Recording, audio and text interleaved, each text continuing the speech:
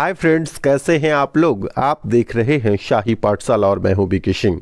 Daily handwritten important current affairs लेकर मैं आपके बीच उपस्थित होता हूं। तो आइए शुरू करते हैं। यहाँ पर एक सूचना मैं दे देता हूं कि जब 8 दिन आपका पूरा हो जाता है तो आपको क्या होता है कि 8 पेज का एक PDF फ्री ऑफ कॉस्ट दिया जाता है। वो 8 पेज का PDF मैं नीचे वीडियो के डिस्क्रिप्शन में दे दिया हूँ, आप वहाँ से डाउनलोड कर लेंगे। ये 8 पेज का PDF जो है पेज नंबर 41 से लेकर पेज नंबर 48 तक के बीच का है। यहाँ से पहला, हाल ही में जैव प्रौद्योगिकी कंपनी मॉडर्ना ने अपनी HIV वैक्सीन का ट्रायल शुरू किया है। मॉडर्ना ने वैक्सीन विकसित करने के लिए किसके साथ सहयोग किया है? तो यहाँ ध्यान रखना है आपको कि मॉडर्ना ने अंतर्राष्ट्रीय एक्स वैक्सीन पहल के साथ यह सहयोग समझौता किया है और इसको अंतर्राष्ट्रीय एड्स वैक्सीन पहल को क्या बोलते हैं? IAVI। ठीक है, तो यहाँ पर याद रखने के लिए क्या बात है, मॉडर्ना ने HIV वैक्सीन ट्रायल शुरू कर दिया है। तो आपसे यह भी प्रश्न पूछा जा सकता है कि किसने HIV वैक्सीन ट्रायल शुरू किया है? तो आपको याद रखना है मॉडर्ना ने। अच्छा, दूसरा याद रखना है कि मॉडर्ना ने यह वैक्सीन विकसित करने के लिए जो है किसके साथ सहयोग किया है या समझौता किया है?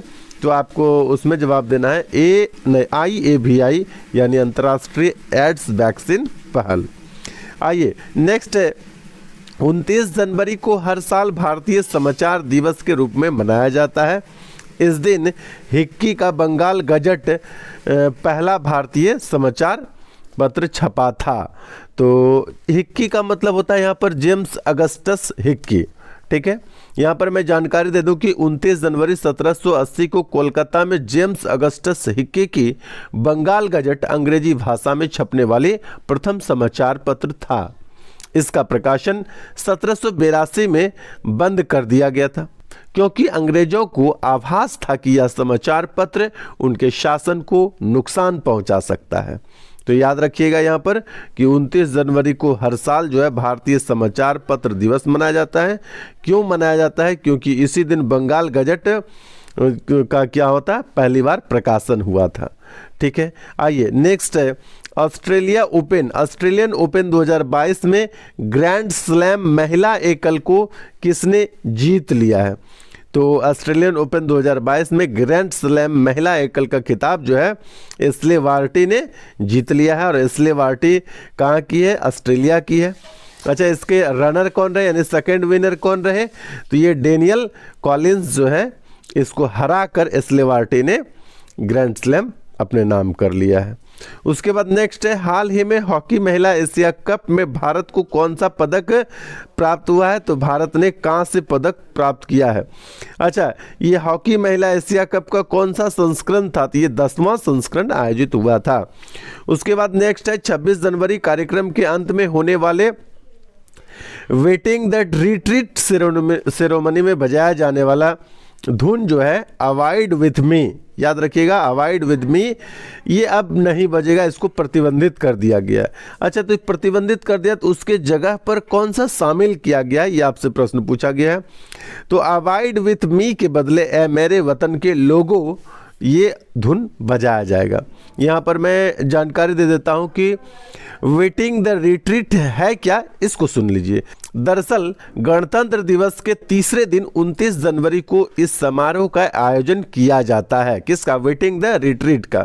यह समारोह गणतंत्र दिवस के समापन का प्रतीक होता है। इसमें अलग अलग बैंड वादन होता है और अंत में रिट्रीट का भी परफॉर्मेंस इसमें होता है। और इसके साथ कई तरह के धुन, रिट्रीट का जो परफॉर्मेंस होता है इसमें कई तरह के धुन बजाया जाता है। और इसी धुन में से एक धुन है अवॉइड विथ मी का धुन। अवॉइड विथ मी एक ईसाई भजन है। ठीक है, और अवॉइड मी का जो विथ मी के जो लेखक है वो स्कॉटिश कवि हेनरी फ्रांसिस थे। तो यहाँ पर आपको ध्यान देना है कि अवॉइड विथ मी को है जो है अब बंद कर दिया गया और उसके जगह पर अब कौन सा बजेगा? ए मेरे वतन के लोगों। नेक्स्ट है, नीति आयोग द्वारा चलाया जा रहा है शून्य अभियान का उद्देश्य क्या है? तो शून्य अभियान जो नीति आयोग के द्वारा चलाया जा रहा है, इसका मुख्य उद्देश्य है इलेक्ट्रिक वाहनों को बढ़ावा देना, यानी मूल रूप से समझिए कि वायु प्रदूषण की गुणवत्ता में सुधार लाना, प्रदूषण में कमी लाना इसका मुख्य उद्देश्य है।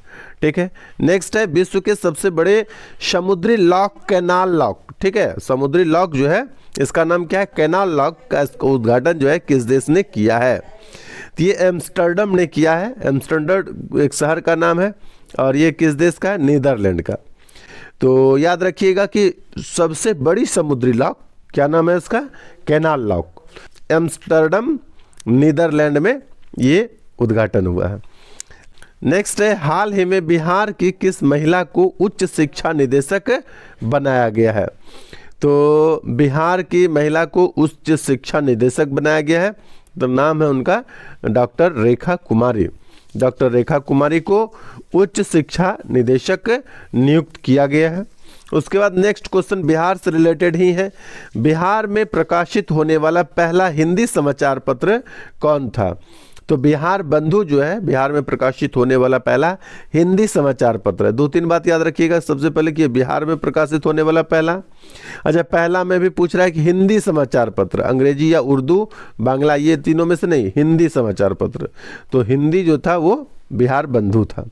उसके बाद नेक्स्ट है ग्रीष्मकालीन अभियान के लिए कृषि पर राष्ट्रीय सम्मेलन का दूसरा नाम क्या है।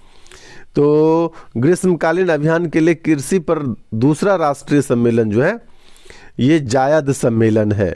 जायद फसल एक्चुअली होता क्या है, ये फसल से संबंधित है। जायद फसल एक्चुअली होता क्या है कि रबी और खरीफ फसल के बीच में जो फसल उगाया जाता है उसको जायद बोलते हैं। अब नेक्स्ट है किस भारतीय फिल्म ने 20वां ढाका अंतर्राष्ट्रीय फिल्म महोत्सव में एशियाई फिल्म प्रतियोगिता खंड में सर्वश्रेष्ठ फिल्म का पुरस्कार जीता है। तो याद रखिएगा ये कुझंगल है। कुझंगल फिल्म जो है इसने ढाका अंतर्राष्ट्रीय फिल्म महोत्सव में एशियाई फिल्म प्रतियोगिता खंड में सर्वश्रेष्ठ फिल्म का पुरस्कार जीता है और इसी कुझंगल को ऑस्कर अवार्ड के लिए भी भारत की ओर से भेजा गया है। उसके बाद फिर यहाँ पर नेक्स्ट है क्या नाम है, नेपच्यून स्ट्राइक 2022 समुद्री अभ्यास किस संगठन से संबंधित है। तो नेपच्यून स्ट्राइक जो है यह नाटो द्वारा, NATO इस तरह से लिखना चाहिए, मैंने स्मॉल में लिख दिया है। तो नेपच्यून स्ट्राइक 2022 समुद्री अभ्यास है। यह किस संगठन से संबंधित है। यह समुद्री अभ्यास नाटो के देशों के द्वारा आयोजित किया गया था। अब आइए चलते हैं आज के इतिहास पे। जो आज का इतिहास आप जानते हैं कि आज 30 जनवरी है और 30 जनवरी को क्या हुआ था कि बापूजी महात्मा गांधी की नाथूराम गॉडसे के द्वारा गोली मारकर हत्या कर दी गई थी। तो ये आज का ही दिन है, 30 जनवरी 1948 महात्मा गांधी की हत्या कर दी गई थी और इसी 30 जनवरी को शहीद दिवस के रूप में मनाते हैं। ठीक है, अब नेक्स्ट है 30 जनवरी का नेक्स्ट जो आज का इतिहास हमारा है कि 30 जनवरी 1903 में करजन ने कलकत्ता में एक इंपीरियल लाइब्रेरी का स्थापना किया था और उस लाइब्रेरी का वर्तमान में नाम हो गया है नेशनल लाइब्रेरी। तो याद रखिएगा 1903 में 30 जनवरी को आज के दिन ही करजन ने इंपीरियल लाइब्रेरी की स्थापना की थी जिसका नाम वर्तमान में बदल नेशनल लाइब्रेरी। तो बने रहिए शाही पाठशाला के साथ नियमित रूप से और आज के लिए इतना ही। धन्यवाद।